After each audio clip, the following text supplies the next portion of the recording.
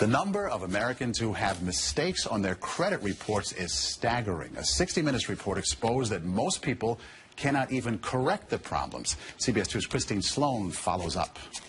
Meg Pasternak says a mistake on her credit report nearly destroyed her credit. We had to present so much documentation to say this wasn't ours, and then we still had to pay something to get rid of it. Pasternak says it took months to resolve the problem. You feel kind of helpless because they got you under the gun if you need to get a new car or a house or for anything. Pasternak is not alone in her frustration. A new government study finds up to 40 million Americans have mistakes on their credit reports. But an investigation by Steve Croft on 60 Minutes finds most people get nowhere trying to correct an error. Ohio's Attorney General tells Croft that is a clear violation of a federal law. The federal law says that if you believe that there is a mistake, you can go to them and they have an obligation to do a reasonable investigation.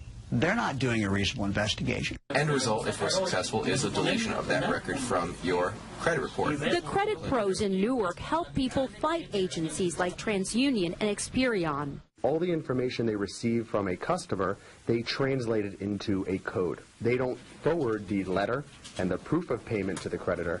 They just forward the 3-digit code. So the best way to protect yourself? Go directly to the creditor rather than going to the credit bureau themselves. Another good habit to get into, check your credit report periodically to make sure there are no changes. In Clark, New Jersey, Christine Sloan, CBS 2 News. And like 60 Minutes, we were unable to get an actual person at the 3 credit reporting agencies. 60 Minutes was referred to the spokesperson for the agencies, who provided a statement citing an industry-sponsored survey that showed 95